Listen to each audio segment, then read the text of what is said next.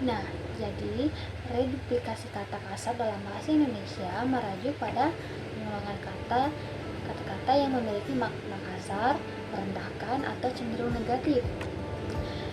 Replikasi ini sering digunakan dalam konteks percakapan formal atau ekspresi emosional tertentu. Nah, sekarang apa sih itu reduplikasi dan mengapa begitu penting?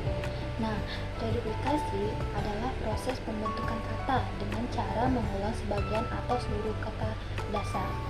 Nah, dalam bahasa Indonesia, reduplikasi itu merupakan salah satu cara untuk menciptakan variasi makna dan fungsi kata.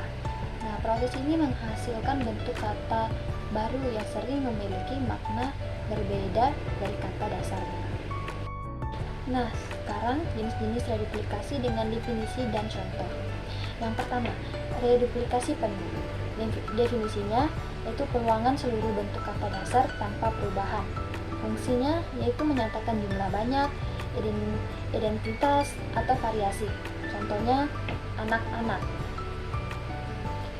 Terus yang kedua, reduplikasi sebagian. Definisinya yaitu pengulangan hanya sebagian dari kata dasar.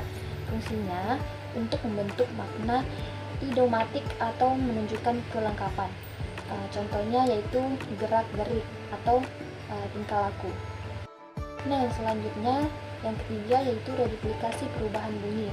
Reduplikasi berimbuhan. Nah, definisinya yaitu pengulangan disertai dengan variasi fonem atau penambahan imbuhan pada salah satu bagian.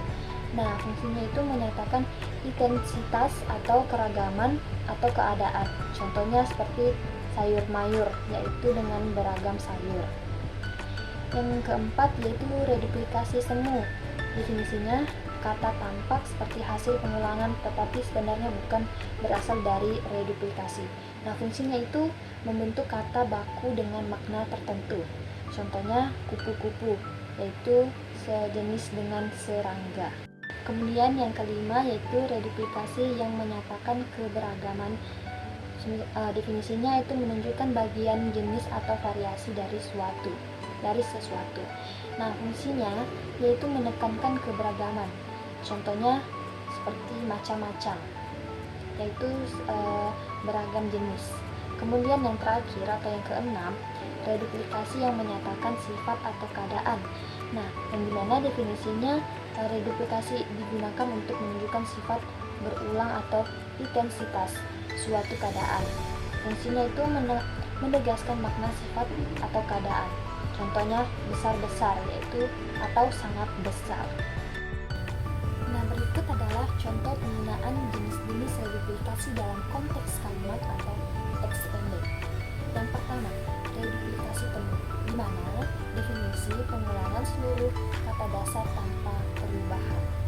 Contohnya, anak-anak bermain di taman setiap sore. Kemudian yang kedua, reduplikasi sebagian, di mana definisi pengulangan sebagian kata dasar.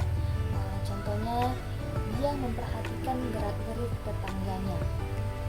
Kemudian yang ketiga, yaitu reduplikasi dengan perubahan bunyi atau berimbuhan. Nah, definisinya yaitu pengulangan dengan perubahan bunyi atau penambahan imbuhan. Nah, contohnya seperti kami berjalan-jalan di sekitar kota untuk menikmati suasana, di mana ini menunjukkan aktivitas berjalan santai. Nah, kemudian yang keempat yaitu reduplikasi semu, di mana definisi kata terlihat seperti reduplikasi tetapi bukan berasal dari pengulangan. Contohnya seperti kupu-kupu berterbangan di taman bunga. Kemudian yang kelima yaitu reduplikasi yang menyatakan sifat atau keadaan, di mana definisi ini menunjukkan intensitas atau keadaan. Contohnya, buah durian ini besar-besar dan manis. Ini menunjukkan ukuran buah yang sangat besar. Kemudian yang keenam atau yang terakhir yaitu reduplikasi yang menyatakan keberagaman, di mana definisi ini menunjukkan berbagai jenis atau variasi. Contohnya, barang-barang di toko itu murah dan berkualitas. Nah, ini menunjukkan berbagai jenis barang. Nah, selanjutnya yaitu kesimpulan dan manfaat dalam memahami reduplikasi. Nah, kesimpulannya yaitu reduplikasi adalah proses pengulangan kata dasar, baik sebagian maupun sepenuhnya, untuk membentuk kata baru dengan makna tertentu. Nah, ada berbagai jenis reduplikasi seperti reduplikasi penuh, sebagian, dan reduplikasi dengan perubahan bunyi, dan reduplikasi semu, dan juga lainnya. Nah, reduplikasi dapat digunakan untuk menyatakan jumlah, intensitas, keberagaman sifat, atau keadaan. Nah, manfaat memahami reduplikasi yang pertama itu memperkaya pemahaman bahasa, yang kedua meningkatkan kemampuan, yang ketiga memahami gaya bahasa, dan yang keempat yaitu menunjang pembelajaran bahasa Indonesia.